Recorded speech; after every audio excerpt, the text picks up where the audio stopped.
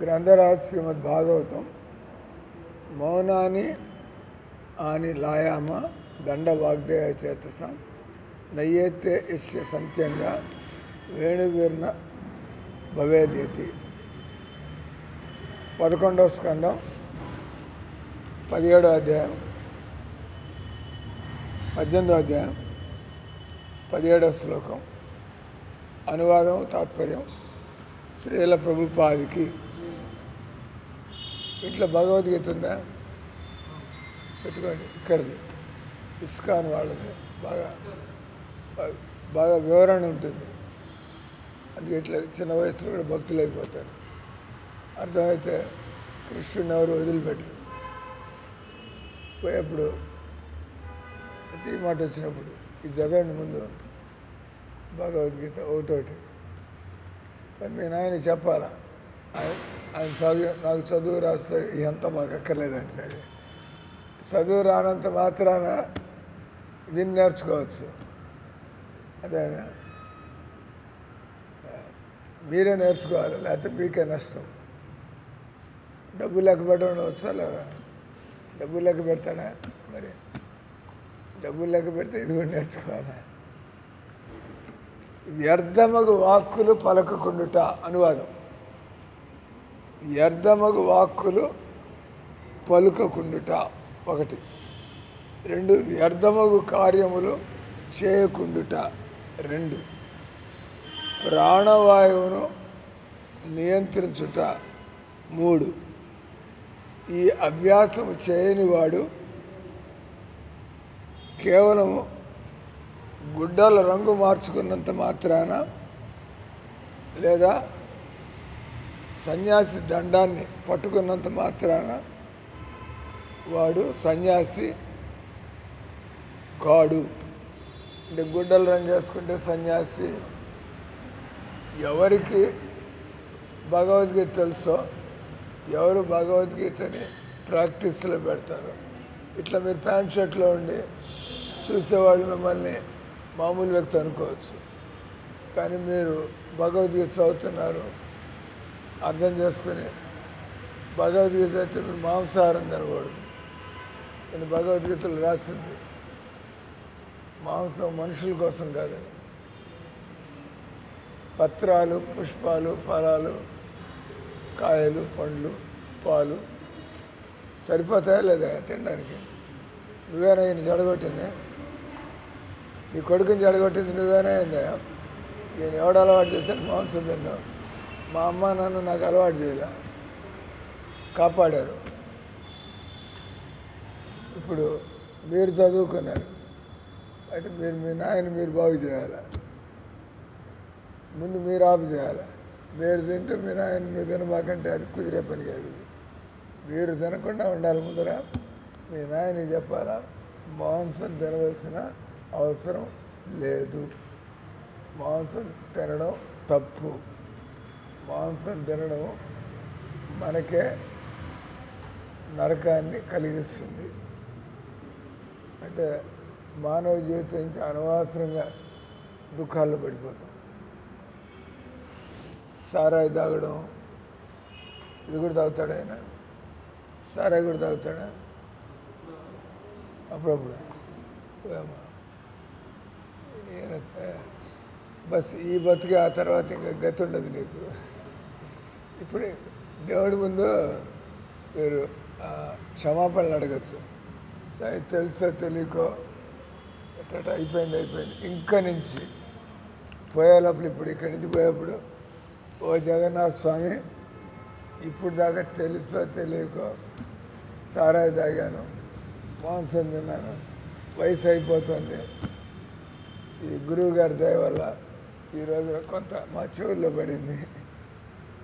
ఏం పడింది? అయిపోయింది. ఇప్పటి నుంచి తినకపోతే దేవుడు ఒప్పుకుంటాడు. ఎందుకంటే అర్థమైన తర్వాత నుంచి తింటలేదు. విన్న తర్వాత కూడా తింటుంటే ఒక దెబ్బ పడాల్సింది 2 పడతాయి. అప్పుడు తెలియక తిన్నాడు కాబట్టి ఒక దెబ్బ, తెలుస్తున్నా అంటే 2 దెబ్బలు పడతాయి. ఏం తప్పించుకోలేదు. ఇంటికి వెళ్ళి మీరు కూడా ముగించేయండి. ఇంట్లోకి గుడ్లు, చేపలు, మాంసం మన ఇంటి గడపలోకి రావడానికి లేదు. ఇవన్నీ నీచమైన వ్యక్తులు, సంస్కారం లేని వాళ్ళు, సభ్యత లేని వాళ్ళు, బుద్ధి లేని వాడు చేసే పనులు అంతే కదా. మిమ్మల్ని ఉపవాసాలు ఉండమంటల్లా, తిండి తినద్దంటల్లా.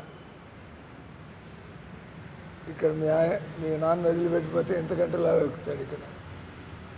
ఇక్కడే బాగా పెడతారు, పోయినా ఇబ్బంది ఏం లేదు. ఒక నెలలు ఇక్కడ ట్రైనింగ్ తీసుకోవా, ఆ తర్వాత ఇంటికి పోయి పాత అలవాట్లు లాక్కుండా అలా. ఇక్కడ ఏం చేస్తున్నాడు ఈరోజు శ్లోకంలో, నాటకాలు వేయడం వల్ల మనము భక్తులం కాలేము. లేదా కొంతమంది పైకి పంగనామాలు పెట్టేసుకుని పంచెలు కట్టేసుకుని వాళ్ళు అని తిరుగుతూ ఉంటారు. వాళ్ళని దగ్గర నుంచి చూడాలి. ఎందుకంటే బయట నుంచి భక్తులా కనపడాలంటే ఎవరైనా నాటుకోవచ్చు. మీరు కూడా తిలకం పెట్టుకోవచ్చు. తిలకం పెట్టుకుంటే భక్తులు అయిపోయారు. అయింది. మాంసం తిన్నంత వరకు మీరు రాక్షసులు. అంటే మాంసం తిన్నంత వరకు మందిరానికి వచ్చారు అంటే నాటకం జరుగుతుంది. ఇక్కడ లోపల రాక్షసులు, బయటికి మాత్రం దండాలు పెట్టడం. అందుకే ఈరోజు భగవంతుడు ఎక్స్పోజ్. భగవంతుడు నువ్వు నిజంగా నన్ను నమ్మినట్లయితే నువ్వు నేను చెప్పినట్టుగా బతుకు. ఈ రోజు నుంచి మీరు ఎక్స్పోజ్ అంటే మీరు బయటపడిపోయినారు. ఇప్పుడు దాకా మనం నాటకాలు భక్తులు, నాటకాలు రాయుడు, దొంగ భక్తులు. కానీ ఈరోజు కావాలంటే మీరు భక్తులు అవ్వచ్చు. బస్ గుడ్లు చేపలు మాత్రం వదిలిపెట్టాలి. ఆ ఒక్క పని చేస్తే మీరు 50% భక్తులు అయిపోయినట్టు. అంటే ఇక్కడ ఎవరు బయట వేషాలు మార్చినంత మాత్రాన ఎవడు కూడా భక్తుడిగా భావించబడడు. అంటే ఈ 3 పనులు చేయమన్నాడు. అది లేకపోతే బయట ఏం చేసుకున్నా కూడా. అంటే ఈరోజు మీరు తెలుసుకోవాల్సిన 3 పనులు ఏంది? వ్యర్థమగు వాక్కులు పలక్కుండుట, నాలుక పని తింటూ ఉండడం, వాగుతూ ఉండడం. అంతేనా? ఎవడు గమ్మునున్నాడు, నోరు పడిపోయినాడు తప్పితే ఎవడైతే మూగాడు అవుతాడు. మూగాడు కూడా గమ్మునున్నాడు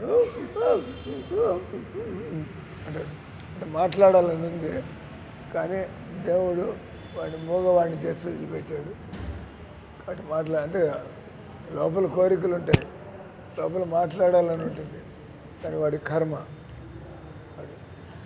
ఇతరులకి పూర్వజన్మలో ఏం చేశాడో ఈ జన్మలో వాడికి నోరు పడిపోయింది.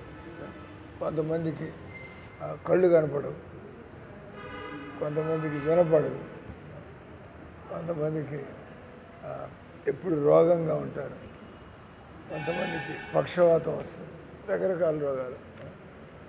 అంటే దేవుడి దేవాల ఈయన ఇప్పుడు దాకా బాగానే ఉన్నాడు. ఫలితాలు ప్రారంభం అవడానికి ముందే ప్రాయశ్చిత్తం. దేవుడి దేవాల నువ్వు ఎన్ని పాడు పనులు చేస్తున్నా కూడా ఇంకా బాగానే ఉన్నావు. ఇట్లాగే ఉంటావు అనుకో. మాగా ఆ దెబ్బ ప్రారంభమైందంటే ఈయన అప్పుల పాలు చేస్తూ వస్తావు. ఈయన డాక్టర్ హాస్పిటల్ పని చేస్తున్నాడు. పోయే ముందు మీ నాన్న నీకు 5-6 లక్షలు అప్పు చేసిపోతాడు. ఇది బతికించుకోవడానికి ప్రయత్నం చేస్తావు. తెలుసు మీ హాస్పిటల్ అంతా మోసాలి. వాడి పాపం వస్తే అట్ట చేసి బిల్లులు పెట్టేస్తారు వాడికి. మాకు తెలియదు అది. అంటే మీరు లేకపోతే మీ అందరికీ జీతాలు ఎక్కడి నుంచి ఇస్తాడు వాడు సంపాదించకపోతే. అంటే నువ్వు వీళ్ళ హాస్పిటల్లో చిక్కకుండా ఉండా అంటే మీ కొడుకు పని చేస్తున్న హాస్పిటల్లో నువ్వు చిక్కమాక అక్కడ తప్పించుకో. దాన్ని నరకానికి పోవడం ముందు అదొక నరకం. అక్కడ నరకానికి పోవడం యమదూతల ముందుకు పోవడానికి, యమదూతల దగ్గర పోవడానికి ముందు డాక్టర్ల దగ్గరికి పోతారు. ఇక్కడ వాడు కొద్దిగా ముందే మిమ్మల్ని తయారు చేస్తాడు. ఇంతకంటే డోస్ తర్వాత ఉంటుందని చెప్పి పంపిస్తాడు అక్కడి నుంచి. తెలిసిందా? అంటే నువ్వు నీ అంతటి నువ్వు ఇక్కడ వచ్చి స్వామి నాకు ట్రైనింగ్ కావాలా, పాత వాతావరణం ఉంటే అలవాట్లు మళ్ళీ అవే గుర్తొస్తూ ఉంటాయి. కొద్దిగా ప్రదేశం మారిందంటే ఇక్కడికి వస్తే అవేమి ఉండవు. ఇక్కడ ఆటోమేటిక్గా అట్ట బతకాల్సి వస్తుంది. తెలుసుకోవాల్సినటువంటి 3, ఎవరైనా కూడా నేను ఆధ్యాత్మిక వ్యక్తిని, మళ్ళీ ఆత్మ ఉంది కానీ ఎవరు ఆత్మలాగా బతకట్లేదు. అందరూ కూడా నేను మనిషిని, నేను రెడ్డిని, నేను భర్తని, ఈ రకరకాల నేను ఆత్మని అని ఎవడు బతకట్లా. వయసు అయిపోతుంది, ఆయన కూడా ఈ శరీరాన్ని పట్టుకుని వేలాడుతున్నాడు. కానీ శరీరం అనేది ఒంటి మీద బట్టలు లాంటిది. బట్టలు ఎలా వదిలేస్తాం అదే శరీరాన్ని వదిలేయాలి. కాబట్టి మనం దేవుడిని పట్టుకుని వేలాడాలి. ఈ శరీరాన్ని పట్టుకుని వేలాడితే రిస్క్. కాబట్టి గొప్ప గొప్ప వ్యక్తులంతా కూడా ఎప్పుడు కూడా ఎంత అవసరం అంతవరకే ఈ సంసారంలో పనిచేసి మిగతా టైం అంతా ప్రశాంతంగా ఈ రకంగా నేను తింటున్నావా లేదా, మీకు పెడుతున్నా అంటే మేము కూడా తింటున్నాం, మీకు పెడుతున్నా అంటే మేము కూడా తింటున్నట్టు లెక్క. కానీ మాకైతే తెలుస్తుంది తిండి అవసరం. మాలాంటి వాళ్ళకి తిండి అవసరం అంటే మీరు బతికేది తిండి కోసం, అయితే అట్లా తింటారు. కాబట్టి ఏమంటున్నాడు ఇక్కడ, వ్యర్థమగు వాక్కులు పలకుండుట. మనుషులు మామూలుగా ట్రైనింగ్ లేని వాళ్ళంతా కూడా సంసార విషయాలు మాట్లాడుతూ ఉంటారు.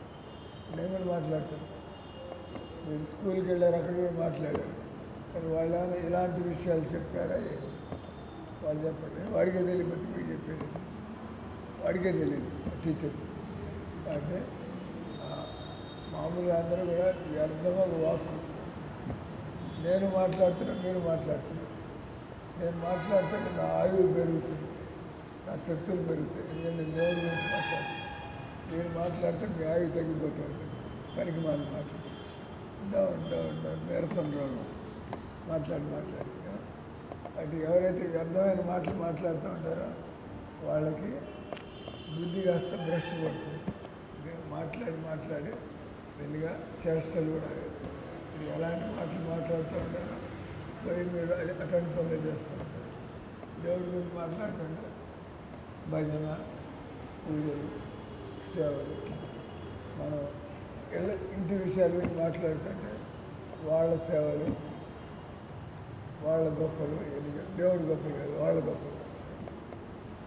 అంటే ఇక్కడ వ్యర్థమగు వాక్కులు అంటే మాట్లాడకుండా ఉండలేము, తినకుండా ఉండలేము. మాట్లాడితే తప్పులేదు, కానీ ఏం మాట్లాడాలి. మాట్లాడితే తప్పులేదు, ఏం మాట్లాడగలిగాలి.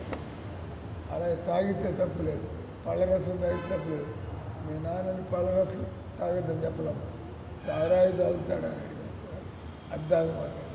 అంటే మజ్జిగ తాగొచ్చు, పళ్ళరసాలు తాగొచ్చు, జ్యూసులు తాగొచ్చు, రకరకాలు ఈ రకంగా. వ్యర్థమగు వాక్కులు మన తలకాయలో ఏదుందో అవే మాటల రూపంలో బయటకు వస్తాయి. అంటే మన తలకాయలో ఏముందో అవే బయటకు వస్తాయి. మీరు టమాటో పండును పిసిగితే ఏమైనా మామిడి రసం బయటకు వస్తుంది, టమాటో పండు పిసిగితే టమాటో రసం వస్తుంది. అలాగే మన లోపల ఏముంటే అదే బయటకు వస్తుంది. అది మీరు మాట్లాడి తెలిసిపోతుంది మీరు భక్తులా కాదా. ఈ రకంగా మనం ఎప్పుడుగా ఈ వృత్తి సంసారంలో ఎప్పుడు దేవుడిని మర్చిపోకుండా ఉండాలా, ఎప్పుడు దేవుడిని స్మరిస్తూ ఉండాలా, ఎప్పుడు దేవుడితో సంబంధం. ఈ సంబంధాలను చూసుకుంటున్నాడు. కళ్ళంతో సంబంధము, బిడ్డలతో సంబంధము, బంధువులతో సంబంధం. దేవుడిని ఎందుకు వదిలిపెట్టారు? దేవుడిని ఎందుకు మొక్కుబడిగా దేవుడితో సంబంధం వెళ్ళా దండం బాగా వెళ్ళిపోతాం. దేవుడు మీ పనేళ్ళలాగా పెట్టుకోండి. ఏమయ్యా ఉద్యోగంలో ప్రమోషన్ ఇప్పించు, ఏమయ్యా జీతం పెంచు, జీతం పెరిగేది చూడు అంటే ఆయన మీ నౌకరే. మీరు భక్తులైతే అడగచ్చు, స్వామి నీ భక్తులు పడి బతుకుతున్నారు. భక్తులు పడి బతికితే ఆయన అడగక్కర్ల, ఆయన చూసుకుంటారు. అంటే మన తలకాయలు పుట్టలుగా ఆలోచన, పుట్టలు చీమలు పుట్టుకు వెళ్ళికారంటే చీమలు కుట్టిపారేస్తాం. అలా మిమ్మల్ని కదిల్చామంటే చెత్త మాటలు మీతో మాట్లాడడం ప్రారంభిస్తే అన్ని పనికి మనం మాట్లాడాలి. కాబట్టి ఎవరికైతే ట్రైనింగ్ ఉందో నాతో ట్రైన్లో కూర్చుంటాడు వాడు సెల్ కబుర్లు ప్రారంభిస్తాడు, పిచ్చి కబుర్లు. నేను వాడి తలకైతే దేవుని కబుర్లు చెప్తా. అంటే వాడేం మాట్లాడటానికి తగ్గట్టు నేను మాట్లాడతానే పనికి మనం మాట్లాడ. వాడు అడుగుతాడు ఇది ఏ ఊరు సార్, నేను అడుగుతాడు తిరుపతి ఎప్పుడైనా పోయినావా అని.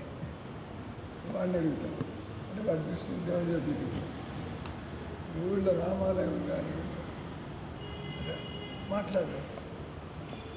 మీ ఇంట్లో పుస్తలు ఏ దేవుడిని పెట్టుకున్నారు అంటే వెళ్ళి మనం భక్తుడైన వాడు ఇతరుల యొక్క ప్రభావంలో అతను టైంని వేస్ట్ చేయడు. ఎందుకన్నాడు కదా వ్యర్థముకు వాక్కులు పలకుండట. అందరికీ తెలుసు. నాతో అది మాట్లాడడానికి వస్తే వాళ్ళందరికీ పుస్తకాలు ఇచ్చి పంపిస్తూ ఉంటారు. చేస్తాం కదా సక్సెస్ మీరు వచ్చింది ఎందుకు మీ తల కల్పించి ఆలోచన ఉంటుంది. అది కాదు, మీ ఆలోచన సరి చేసుకోండి. ఎవరిచ్చారు పుస్తకం మీకు అది దండం పెట్టండి, మీ జీవితాన్ని ఉద్ధరిస్తుంది. మీ అందరూ మీరు కొనే రకం కాదు. ఆ బాబు మాట్లాడి వాక్కులు భగవంతుడి వాక్కులు మాట్లాడి మీలో శ్రద్ధను కలిగించి 60 రూపాయలు పోతే పోయింది, నా బతుకు బాగుపడింది. Why not? ఎందుకు వ్యర్థమగు వాక్కు. కాబట్టి వాక్కుని ఎప్పుడు కూడా మనం ఆధ్యాత్మిక జ్ఞానం గురించి, భగవంతుడి గురించి, భగవంతుడి సేవల గురించి నేను మాట్లాడచ్చు. నేను అడుగుతా మాధురి భోజనం తయారైందా లేదా? అది మీ ఇంట్లో మీరు అడిగినట్టుగా మీ ఇంట్లో మీ అమ్మ దగ్గరికి వెళ్ళి అన్నం వంట తయారైందా లేదా? కానీ అది గడ్డిలాగా మీరు వండుకొని తింటున్నారు. కానీ మందిరంలో దేవుడికి వంట పూర్తి అయిందా లేదా అరకు. అంటే ఏ టాపిక్ అనమాట, మీరు డబ్బులు సంపాదిస్తున్నారు. నేను ఈ డబ్బుల్లో ప్రతి నెల దేవుడికి ఏం చేయాలి? డబ్బులు సంపాదించినంత వరకు ఏదో ఒకటి చేయాలి దేవుడు. లేకపోతే ఉదాహరణకు మీ జేబులో 1000 రూపాయలు ఉంది, అది అయిపోయే లోపల మళ్ళీ జేబు నింపుకుంటారు లేదా? జేబులో 1000 రూపాయలు అయిపోతుంది, మళ్ళీ ఇంకో 1000 రూపాయలు తెచ్చి పెట్టుకోవాలి. మరి మీరు చేసిన కర్మలకు అనుభవించేస్తున్నారు, వచ్చే జన్మకైనా సంపాదించుకుంటున్నారా లేదా? కాబట్టి మనుషులు భగవంతుడి గీతలు అంటాడు యజ్ఞము, దానము, తపము. ఈ యజ్ఞము ఇవి కూడా 3, ఇక్కడ 3 అన్నాడు ఆయన. 8 నిమిషాలు ఆ తర్వాత క్లోజ్. భగవద్గీతలో మనిషి అన్నవాడు 3 పనులు తప్పకుండా చేయాలంట. ఒకటి యజ్ఞము. యజ్ఞము అంటే దేవుడి కోసం ఏదైనా చేస్తే దాన్ని యజ్ఞం అంటారు. తర్వాత తపము. తపము అంటే ఇట్లా తప్పుడు పనులు ఉంటాయి,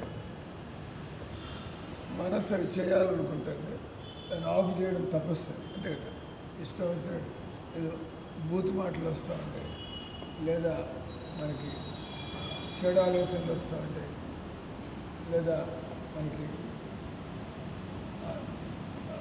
చెడు అలవాటు బీడీ తాగారట్లా, దాన్ని లేదు ఇది చేయడానికి లేదు, ఆపు చేయగలుగుతాను అంటే తపస్సు. తపస్సు అంటే ఏదైనా చేసే ముందు లేదా మీకు తెల్లారుదాం నిద్ర లేవడం ఇంట్రెస్ట్ లేదు, ఎందుకంటే ఇద్దరు అసలు తండ్రి కొడుకు ఆయన లేచాడా లేదా ఇంకా లేవలేదు, మనం పడుకున్నాం. పోటీ పడతారా నిద్రపోవడానికి? నిద్ర ముందు లేవడానికి పోటీ పడాలి. ఎవరి ముందు లేస్తారు మీ ఇద్దరులో? కాబట్టి మీరు పోటీ పడాలి. ఆయన లేచి తెల్లారితో ఆరోగ్యంగా ఉంటే నేను సోంబేర్లాగా ఎందుకు నిద్రపోవాలి? నాన్నకంటే నేను కూడా ముందు లేవాలి. ఇట్లా ఈ రకంగా తపస్సు అంటే మనుషులు తెల్లవారుదామని లేవాలి. లేకపోతే డాక్టర్లు, మీ డాక్టర్లు అందరికీ డబ్బులు కడతాడు. నేను ఒక ఆమె చెప్పాను, నేను 5 లక్షలు పెట్టి ఆపరేషన్ చేయించుకోవాలని. అంటే దానిలో 3 లక్షలు మందిరానికి ఇస్తే నేను ఆపరేషన్ చేయించుకోగలరు. ఇక్కడ కట్టకపోతే అక్కడ కట్టాలి. కట్టి మళ్ళీ కుంటుకుంటా తిరగాలి అంతే కదా. ఆ ముసలాగా ఆపరేషన్ చేస్తే ఆయన గంతులు వేస్తుండే ఏదో అటు ఈడ్చుకుంటూ పోతుంది అంతే కదా. వెళ్ళే ఒంట్లోనే ముసలితనం వస్తే మీ నీ రీప్లేస్మెంట్ చేస్తే మీరు అక్కడ డ్యాన్సులు చేస్తారా ఇది క్లబ్కి పోయి. అది ఇప్పుడు ఏం చేయించుకుంది మాకంటే వాళ్ళు ఎక్కువ డ్యాన్స్ చేస్తున్నారా నీ రీప్లేస్మెంట్ చేయించుకుంది. ఎన్ని లక్షలు ఖర్చు రెండు కాళ్ళకి ఒక కాళ్ళకి డాక్టర్ గారి తల్లి కడపలో అల్లుడు కూతురు ఇద్దరు డాక్టర్ ఆపరేషన్ ఏం గమనించడంలా అలా ఇటు నడుస్తాడు. పెద్ద తేడా ఏం కనపట్లేదు కానీ డబ్బు ఉంది కాబట్టి వదిలించుకోవాలి. దేవుడికి పిలుస్తూ ఉంటారు. దేవుడికి ఇచ్చేది 25,000 దేవుడికి ఇచ్చేది 25,000 పిలుస్తారు జన్మాష్టమి. కానీ అంటే శరీరం అంటే ఆసక్తి ఎక్కువ. అవి చెప్పి పెద్ద ఏమికంటే వయసు ఎక్కువ అక్కడ తులసమ్మ ఏమికంటే ఆ వయసు ఎక్కువ. ఆమె మందిరంలో ఉంటుంది కానీ నన్ను అడిగిన సలహా స్వామి ఆపరేషన్ చేయించుకోమంటారా వద్దంటారు. నేను చెప్పా ఈ వయసులో చేసుకున్నాడు ఎక్కువ లాభం లేదు. కొద్దిగా బాధ ఉంటే మంచిదే, వైరాగ్యం కలుగుతుంది, భక్తి పెరుగుతుంది. అట్టకపోతుంది యోగండి బాగా నడుస్తుంది. యోగ సార్ ఇద్దరు నడిపించండి. ఎవరు బాగా నడుస్తారు మీరే చూడండి. ఒప్పుకోవాలి. ఫుల్గా దేవుడికి డబ్బులు ఇస్తూ ఉంటారు, వీళ్ళు లెక్క పెట్టి ఇస్తూ ఉంటారు. దేవుడికి కొద్దిగా మన వాళ్ళకి అల్లుడికి ఇట్లా పోతూ ఉంటారు. కానీ మధ్యలో డాక్టర్ లాగేసుకుంటారు. అంటే ఇక్కడ ఏంటి వ్యర్థముగా వాక్కులు పలక్కుండుట.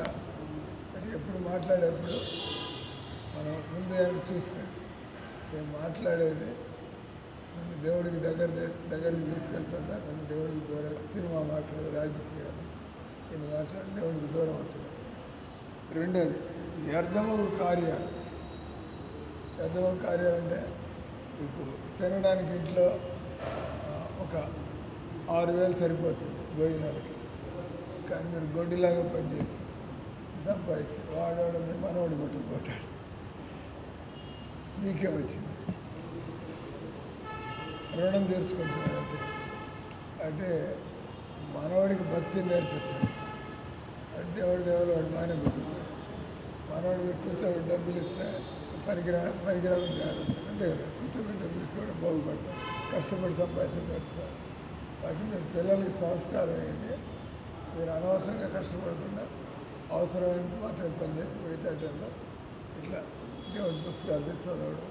మానవ జన్మ గొడ్డులాగా పనిచేయడం కోసం అవసరమైనంత పనిచేయాలి. మిగతా టైంలో దేవుడి కోసం పనిచేయడం సేవ లేదా భక్తి చేసుకోవడం దగ్గర. అటు వ్యర్థమో కార్యాలు చేయకుండా. మూడోది ప్రాణవాయువును నియంత్రించుట. మనలో ఆవేశం ఉంటుంది, ఆందోళనలు ఉంటాయి, మనలో తప్పుడు ఆలోచనలు ఉంటాయి. గుండె దడ ఎక్కువ అవుతుంది. మీ లోపల తప్పుడు ఆలోచన అవుతుంది. దొంగచాటుగా చేయాలి. చేసేప్పుడు మీకు తెలుస్తుంది, గుండె కొద్దిగా పెరుగుతుంది. అదే రకంగా భక్తి లేకపోతే మనకి ఎన్నో భయాలు ఉంటాయి, టెన్షన్లు ఉంటాయి. దానివల్ల మన శ్వాస ప్రాణవాయువు మామూలుగా ప్రాణవాయువు నిమిషానికి 12 సార్లు, కానీ మనందరిలో 20 సార్లు 25 సార్లు. అడుగడుగులో మనకి సమస్యలు, బాధ్యతలు, భయాలు, తప్పుడు ఆలోచనలు రాగానే గుండె వేగం కొద్దిగా పెరుగుతుంది.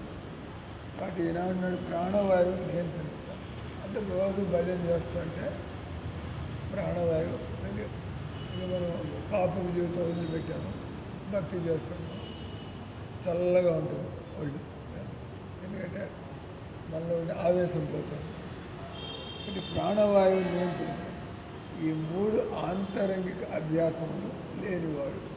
అది ఎవరైనా కూడా కేవలం గుడికి పోయొచ్చి తప్పుడు పనులు చేస్తాం, గుడికి పోయొచ్చి సినిమాలు చూస్తాం, ఇట్లంతా భక్తులే అవకాశం లేదు.